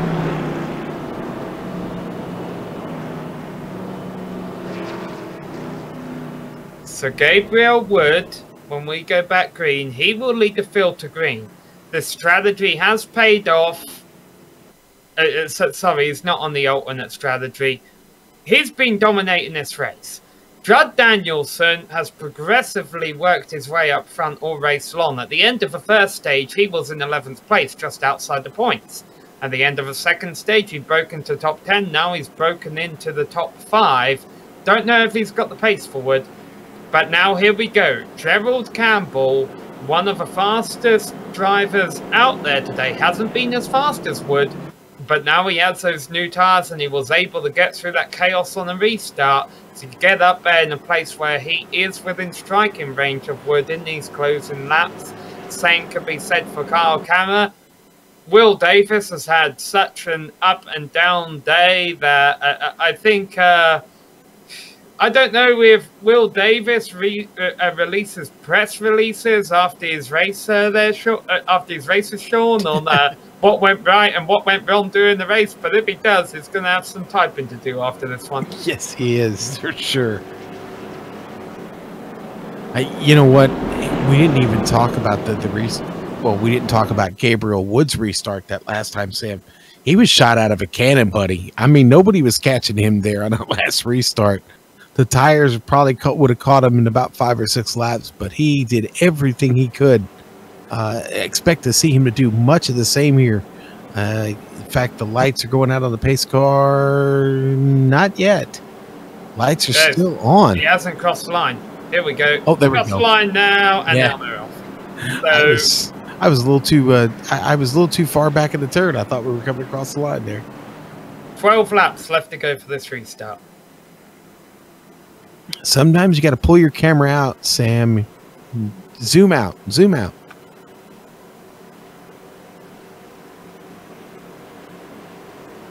I haven't mentioned the tail end of this top 10, Sean. They all started 14th or worse. David Wright, Ellery Queen, Mark Clawell, Joe Johnson, and Donald Stewart. Some drivers have really had comeback races handing out at the tail end of the top 10 right now. Yeah, and you know, they've got fresh tires too, Sam. Clewell, fresh tires. A lot of cars and fresh tires there. Got a mixed bag up front.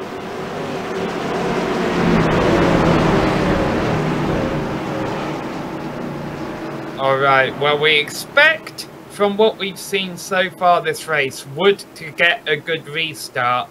My guess would be Gerald Campbell will be in second place by the time we're through turns 1 and 2. But what will happen after that, We're about to find out. Wood gets a nice restart once again, but not as nice as before. Campbell already all over the back of him, and those new tyres are really going to help him down that back straight. Yeah, great grip on the restart there for Gerald Campbell. Already coming around the outside. Man, look at that. Oof. Here comes Kyle Cameron screaming up through the field. Campbell on those 4 fresh good years as well. Wood has been fast today, just not fast enough. With those old tyres and the big collision behind, Brad Danielson gets turned into the wall. We're still green, the rest of the field goes underneath him. Now the caution comes out, the league officials threw the caution there. Well, having trouble getting this one restarted, a bit of a shocker for me. Yeah, David Wright was involved too. He spun and went all the way down to the inside wall in pit road. Yeah, David got tangled up with the 17 of Judd Danielson.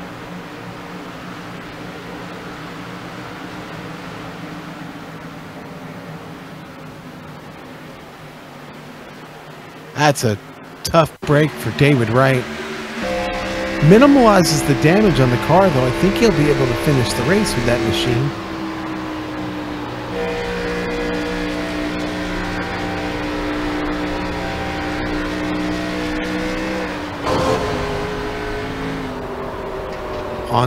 On this ride with David Wright.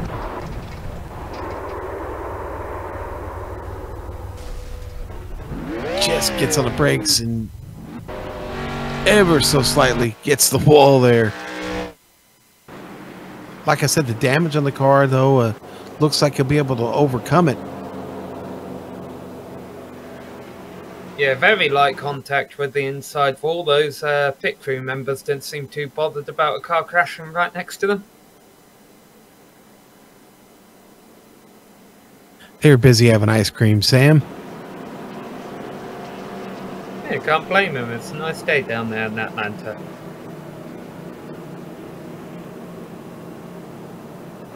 This is really limiting our cars on the lead lap, by the way. Only about 13 now. Of course, all of them have actually 14 as Robert McFarland gets a wave round. But none of them can come in and get new tyres because they burned through all of them.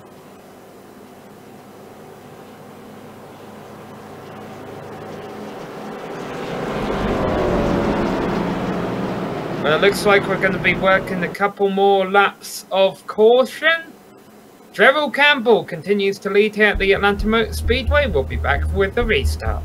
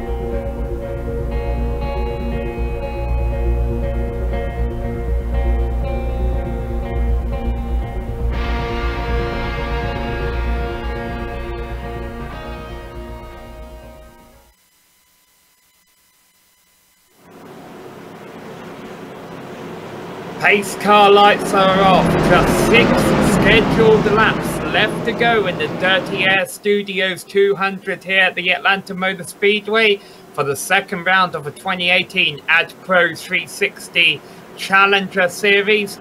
Gerald Campbell and Kyle Kammer gambled on strategy early on. It paid off in the long run because of the way the tyres are limited in this series, and they are going to be restarting in positions 1 and 2. 13 cars still on the lead lap. Gabriel Wood is going to be restarting third. He's been in control of the field all night long. Not anymore though with those old tyres, and I'm not sure there's a whole lot he can do to get those top 2 spots back. Ford Mustang pace car makes the hard left turn. Gerald Campbell has control of the field. Let's see if we can get a clean restart this time by Campbell. Jumps out of a canyon like a cannon. Now, Gabriel Wood benefits as well on that inside line. He's up into second place. Lee Johnson in third place. The high line really didn't get going, and Johnson closes the door and spins Wood. Wood gets sideways. He's been dominating the race all day long and now getting slammed by behind. Now, as more cars are caught up in this, and we'll get replays as Robert McFarlane goes spinning. David Wright got in an incident. That's not the first time we've said those words today. Unfortunately, a lot of damage to several good cars here in the closing stages of this event after the first 2 stages went so clean. But this does not finish the race. Normally we would say it would, because iRacing doesn't do green-white checkers. And as we get replays of the incidents here where Joe Johnson just tried to close the door and got into the back of Wood, and that really kind of triggered that incident there. And sure enough, Lee Johnson will be forced to drop. Joe Johnson will be forced to drop to the back of the field. And as a matter of fact, as soon as they told him he was being penalised for that incident, he retired from the race.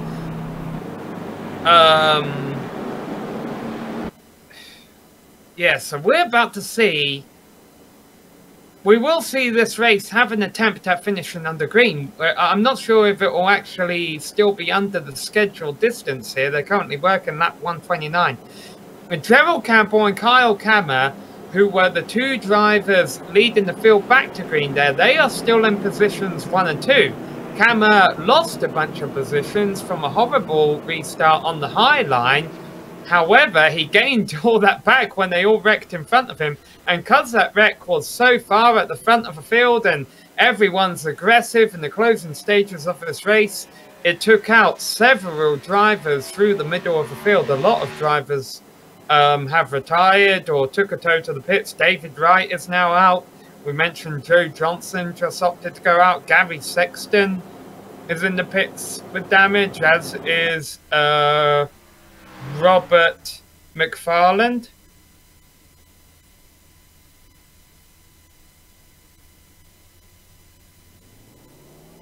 And I have a feeling, well, we know this for a fact. There's a few things we've got to work out about how they're going to do green-white checkers here. But one thing we know for a fact is if they do opt to end the race that way, only the top 10 cars will still be on the circuit. Now, I don't know if the pace car lights go off this time by, and they don't. If the pace car lights had gone off that time by, they would have been left with a 1-lap shootout. Yeah, actually, I take that back. If the pace car lights went off this time by, we'd be left off with a 1-lap shootout. I don't have clarification on whether they allow that in this series.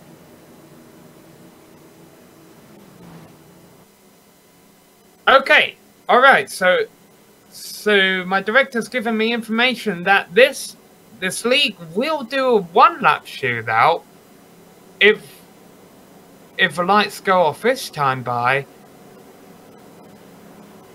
But we know if they plan on going to a green-white checkered, you'll see everyone 11th on back peel into the pits or disconnect, so that would just be a 10-car shootout. the fact that we still have more than 10 cars out there circling behind the pace car, well, of course, they have to do that because they first got to get to lap 132 so that iRacing can officially score all of the cars 11th on back. But we have known leagues in the past that won't do one-lap shootouts, so I almost wonder if what will happen is once the pace car lights go off here, are they going to add a lap of caution? Yeah, the lights are off and they're getting double file. The organisers aren't going to add a lap of caution to basically force it into a green-white checkered as well as going with that. So this race will end with a one-lap shootout. These drivers, they had a very clean opening 2 stages to this race. Unfortunately, things have gotten quite a bit rowdy here in the closing moments. We haven't really had a clean restart, at least for more than 1 lap or 2. This time, it's no choice. A one-lap shootout on iRacing means it will be green until the checkered flag. And so, that is great news for Gerald Campbell, because pretty much a control car on the restart, every single restart this race has been able to get the jump on the high side. Alternatively, it is very bad news for Kyle Kemmer, because most of the drivers who are not on new tyres have dropped back by now. And I have a feeling Kyle Kemmer is going to have to watch that inside on this restart. We're about to find out. Here we go. Oh, Campbell spins the tyres. Campbell spun the tyres hard on the low side there. Didn't get the jump that he needed. A nice restart by Kemmer. He's still holding pretty in 2nd place with no challengers inside of him. Mark Clowell able to filter out in 3rd. Donald Stewart has rebounded all the way to 4th, and positions getting mixed up behind that as we are working the white flag lap. Campbell in the lead. Kemmer driving it hard into turn 3, but he's got nothing for Campbell. Gerald Campbell is going to win the Dirty Air Studios 200 at Atlanta Motor Speedway. Kemmer gets 2nd, Clowell gets 3rd. Those are those 3 drivers who have been running in the top 10 all race long. They went with that alternate strategy that I openly admitted I did not like. Boy, they made me look like a fool at the end there, and they made a lot of the drivers who played the play safe strategy look like a fool in the closing stages too. That strategy definitely was the way to go, with those drivers finishing 1, 2, 3. We'll give you a full race rundown in just a few moments here on the Global SimRacing Channel. We'll also be back with some driver interviews and find out the drivers' thoughts from today's race here at the Atlanta Motor Speedway. Don't go away.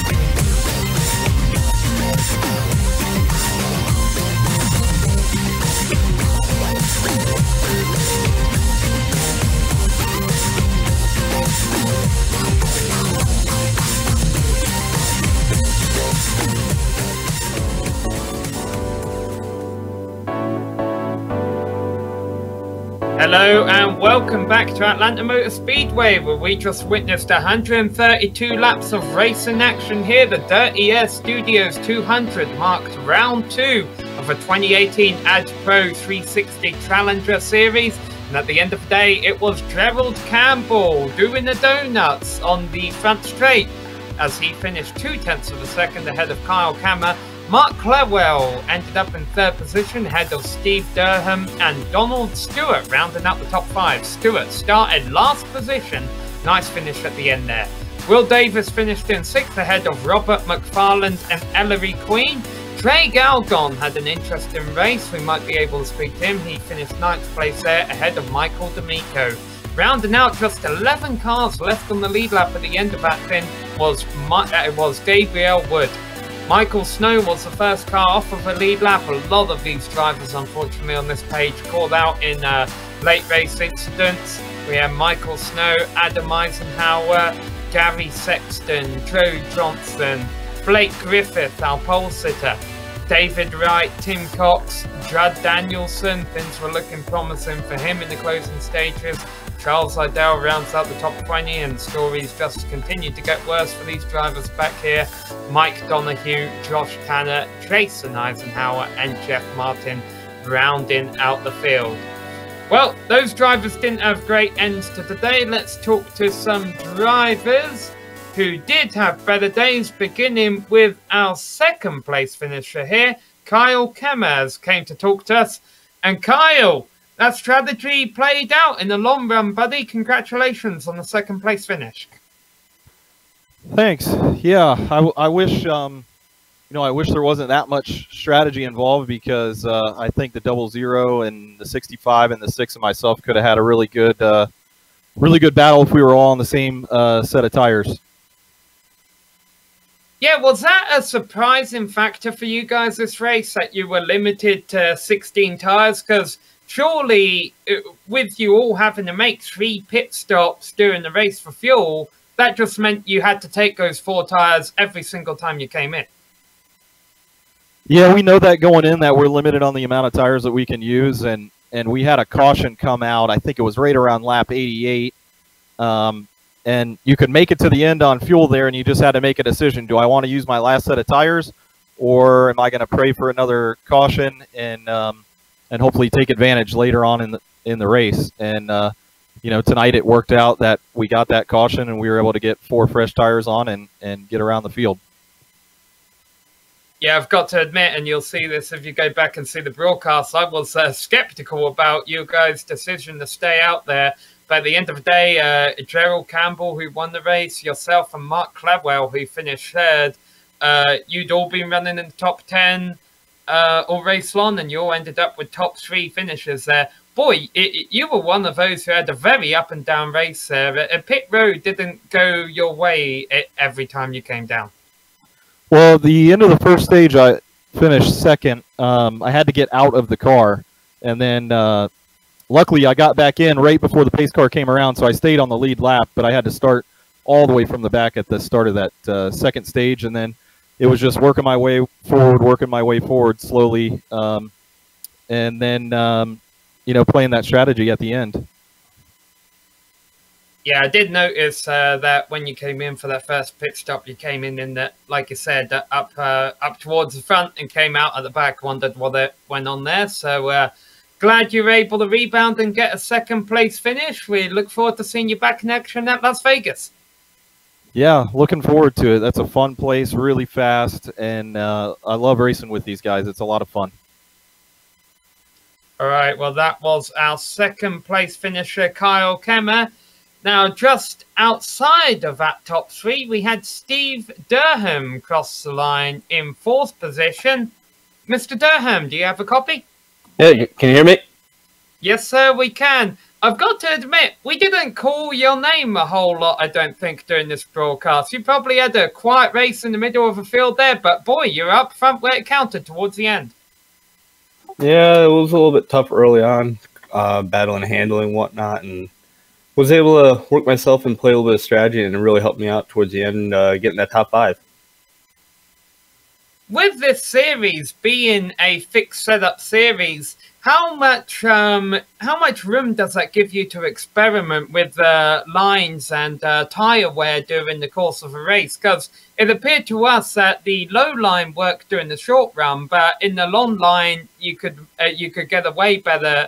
In the long run, you could get away with making passes more on the high side.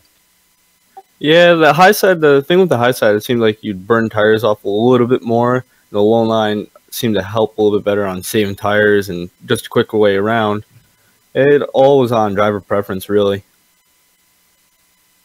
Now, towards the end of the race, we unfortunately had a flurry of cautions that benefited some drivers, it hurt others. Did you kind of count on that towards the end of the race? Were you setting up towards the end of the race where you thought there would be those cautions towards the end there? Yeah, me and my teammates, Mark Lowell and Kyle Kammer, we were planning on a late caution there in the third stage, so we kind of game planned to pit around lap 110 and give it a shot towards the end, because we knew once there was a lot of restarts, people just start spinning their tires, because it's a very sensitive track to restarts, especially on older tires. Yeah, definitely worked out for your team there with taking second, third, and fourth positions. Next week, we go to Las Vegas. Oh, rather in 2 weeks' time, we go to Las Vegas. What will be your plans there?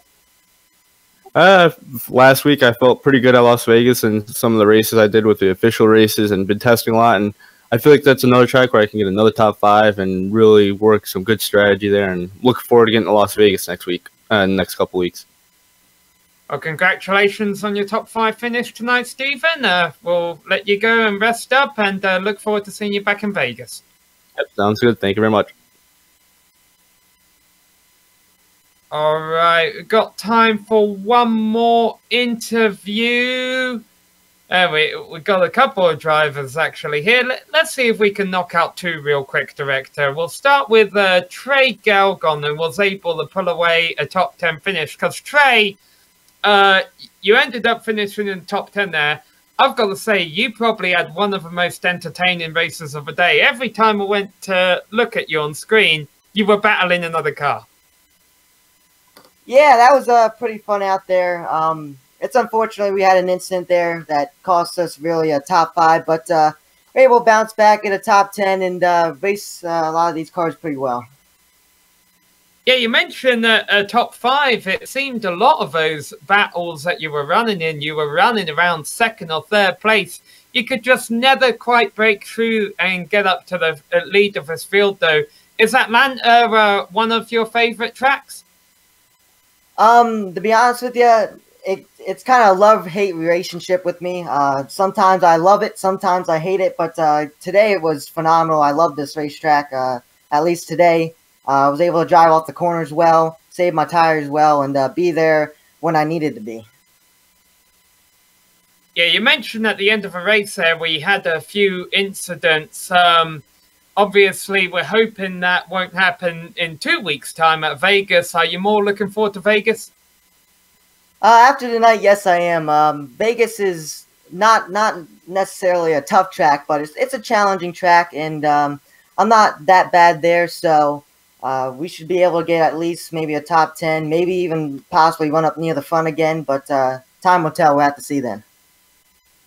All right, well, we look forward to seeing you back in action in 2 weeks' time, Trey, and congratulations on getting the top 10. Thank you. All right, got time for one more interview, and we're going to talk to a driver who proved to us tonight that he is going to be a driver to watch all season long. Unfortunately, Gabe, it didn't quite work out for you tonight. Yeah, I never had a car that dominant before, and it kind of hurts. It's to have it pretty much ruined by somebody who, you know, a couple of guys, you know, not content with where they're running and not realizing the situation we're in. You know, I knew if we had a caution that the guys who did not pit were going to have that extra set of tires, and apparently a couple of guys didn't realize that. Yeah, that was a big gamble there, coming around lap 80. I've got to admit, I thought you made the right decision to pit for those tyres then and there. didn't quite work out in the long run. When you did see that caution where those other drivers could pit and get tires, what were you thinking then? Was there something like, oh, I can still get top 5 out of this, or were you still thinking about that W? Well, at first I was thinking about the W, and then we got caution on top of caution, and I was like, yeah, I might be able to salvage top 5. I thought it was just Kamer and Gerald that were on new tires, but it was a few more, and apparently one of them decided that letting off, behind me was not a good idea, and that's how I ended up with a tore-up race car. So that kind of happened. But yeah, I was looking to salvage a top 5. When I win both stages and ended up leading the most laps, I was just hoping to salvage something. I knew I'd gotten beat on strategy. There's nothing that I could have done about it. And Gerald and Kamer and the rest of those guys, they did a great job. But then that whole deal happened. But oh well, I finished 11th. I'll take it and move on. Yeah, if nothing else, you've definitely proven that you're a force to be reckoned with on the Speedway tracks this season. We go to another one in 2 weeks' time at Vegas. Do you think you'll be able to pull out the W there? Maybe. I like Vegas. I really do. And the great thing about it is I run another B-Car league, and the schedule is a week behind, so I've got a lot of experience there at Vegas. So looking forward to it. All right, well, we're looking forward to it too. Commiserations that you weren't able to pull out the win tonight, Gabe, but thanks for putting on a great show out there, and I definitely think you'll get a W soon. Thank you. Can I mention something real quick? Absolutely. Shout out T&J's House Repair Specialist. It's the home race for them. They're based out of Kingsland, Georgia. Just it's the last race. I think they're going to be on the hood of the car. I wanted to give them a good showing, and I almost did it. But, if you're in the North Georgia area, hit them up. Just, thank them for coming on board. All right, and that was Gabe Wood. He won the first 2 stages today, just not that last stint where the big points are handed out. Well, we would like to thank all of the organisers and the competitors at the Simulated Stock Car Association and the AdPro 360 Challenger Series for coming out here tonight and putting on a good show. AdPro 360 is an advertising agency that specialises in digital and social media marketing. For more information, go to adproresults.com. Tonight's race was made possible by Dirty Air Studios, an iRacing media production company which provides top-of-the-line professional videos, graphics, pictures and paints for all things sim racing. Visit them at facebook.com/dirtyairstudios. We would also like to thank all of the companies that provide the software and hardware for our broadcasts. There you see them listed on your screen. Additional thanks goes out to Eric Ekholm and Casey Lalonde, who provide us with our great music. See the screen for how to get a hold of more of their great work. Thanks to the team today, Sean, Joe, Dougie, and our good friend Richie, who was helping us out behind the scenes. If you'd like to find out more about GSRC, visit us at globalsimracingchannel.com. Also on social media on Twitter at GSR Channel and Facebook at facebook.com/globalsimracingchannel.